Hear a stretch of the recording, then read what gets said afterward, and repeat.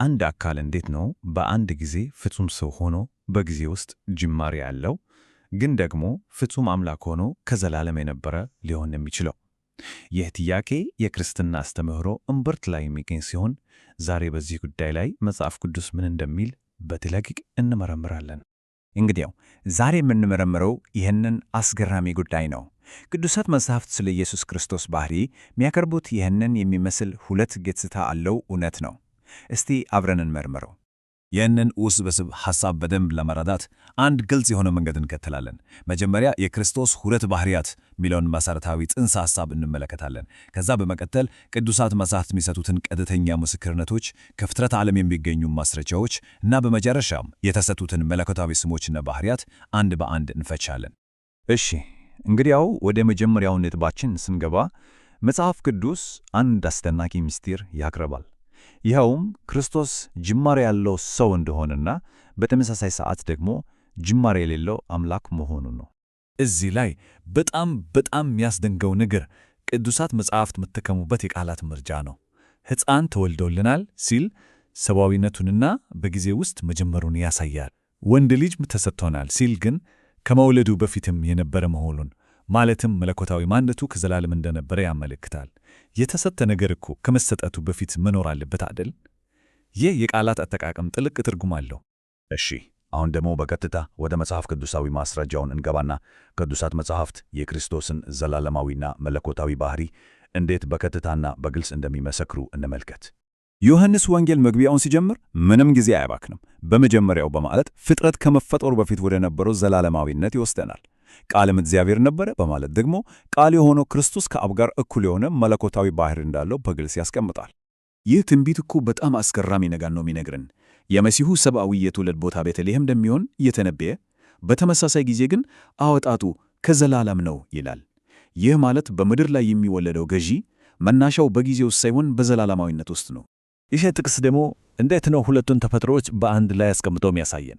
በጣም የሚገርም ነው። እንደ ሕፃን ለሚወለደው አካል ኃያል አምላክ እና የዘላለም አባት የሚሉ ያለምንም ጥርጥር መለኮታዊ የሆኑ ስሞች ይሰጡታል።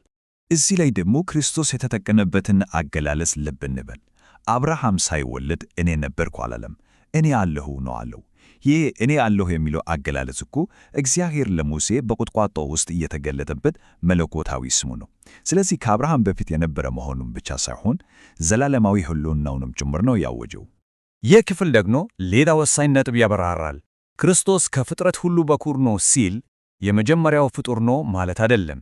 ይልቁንም የፍጥረት ሁሉ ጌታና ወራሽ መሆኑን ነው የሚያሳየው። እንዴት እናውቃለን? ምክንያቱም ቀጥሎ ሁሉ በእርሱ ተፈጥሯል ይላል። ፈጣሪ ደግሞ ከፍጥረቱ በፊት መኖር ስላለበት ይህ ክርስቶስ ከፍጥረት ሁሉ በፊት የነበረ መሆኑን ያረጋግጣል። እስካሁን ቀጥተኛ ጥቅሶችን አይተናል። አሁን ደግሞ ከዚህም ባሻገር ያሉትን ደጋፊ ማስረጃዎችን እንመልከት። የመጀመሪያውም በፈጣሪነት ሚናው ላይ የተመሠረተ ነው። እዚህ ላይ ያለው አመክንዮው በጣም ግልጽ እና ቀጥተኛ ነው። እስቲ እንደዚህ እናስበው። ቅዱሳት መጻሕፍት እንደሚሉት ክርስቶስ የሁሉ ነገር ፈጣሪ ከሆነ ይህ ማለት ከሚፈጥረው ነገር ሁሉ በፊት መኖር አለበት ማለት ነው። በጣም ቀላልና ምክንያታዊ የሆነ ነጥብ ነው። ሌላው በጣም አጓጊ የማስረጃ መስመር ደግሞ ከብሉይ ኪዳን ይመነጫል። በብሉይ ኪዳን ውስጥ የእግዚአብሔር መልአክ ተብሎ የሚጠራ አንድ ምስጢራዊ አካል እናገኛለን። የሚገርመውን ነገር ይህ መልአክ እንደ እግዚአብሔር ይናገራል፣ እንደ እግዚአብሔር አምልኮ ይቀበላል፣ የእግዚአብሔርንም ሥልጣን ይጠቀማል። ከዘፍጥረት ጀምሮ እስከ መሳፍንት ድረስ በተደጋጋሚ ይህ የእግዚአብሔር መልአክ ብቅ ይላል። ለአጋር፣ ለአብርሃም፣ ለያዕቆብ፣ ለሙሴና ለሌሎችም ተገልጧል። ብዙ የሥነ መለኮት ምሁራን እነዚህን ገጠመኞች ወልድ የሰውን ሥጋ ከመልበሱ በፊት የተገለጠባቸው ልዩ ሁኔታዎች እንደሆኑ ያምናሉ። እሺ፣ አሁን ደግሞ የመጨረሻውን የማስረጃችንን ክፍል እንይ። ይኸውም ለክርስቶስ የተሰጡት ስሞችና ባህሪያት መለኮታዊነቱን እንዴት እንደሚያጠናክሩ ነው። እነዚህን ስሞች ስንመለከት ዝም ብሎ የተሰጡ ስሞች አይደለም። ለምሳሌ የመጀመሪያውና የመጨረሻው አልፋና ኦሜጋ እንዲሁም ኃያል አምላክ የሚሉት ስሞች በብሉይ ኪዳን በቀጥታ ለእግዚአብሔር ብቻ የተሰጡ ስሞች ናቸው። እነዚህ ስሞች ለኢየሱስ መሰጠታቸው በኢየሱስ ማንነትና በእስራኤል አምላክ መካከል ያለውን ቀጥተኛ ግንኙነት ያሳያል። ከስሞቹም በላይ ደግሞ ባህሪያቱን ስንመለከት ነገሩ ይበልጥ ግልጽ ይሆናል። ቅዱሳት መጻሕፍት እርሱ ሁሉን ቻይ፣ ሁሉን አዋቂ እና በሁሉም ቦታ የሚገኝ እንደሆነ ይገልጻሉ። እነዚህ ደግሞ በማያሻማ መልኩ ለአምላክ ብቻ ሊሆኑ የሚችሉ ባህሪያት ናቸው።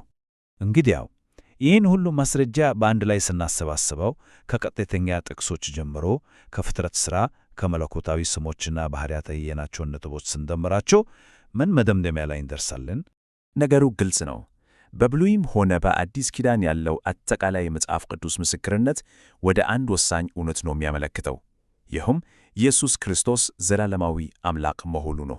ስለዚህ ይህ አስተምህሮ አንድን ስነ መለኮታዊ ጥያቄ ከመመለስ የዘለለ አንድ ትልቅ እንድምታ አለው። አንድ ጥያቄ ማንሳቱ አይቀርም። ዘላለማዊና መለኮታዊ የሆነው አካል ወደ እኛ ዓለም እንደ ሰው መምጣቱ ስለ ታሪክ፣ ስለ ሕልውና እና በዘላለማዊውና በጊዜያዊው መካከል ስላለው ግንኙነት ያለንን ግንዛቤ እንዴት ሊለውጠው ይችላል? ይህ ለማሰላሰል የሚገባ ጥልቅ ጥያቄ ነው።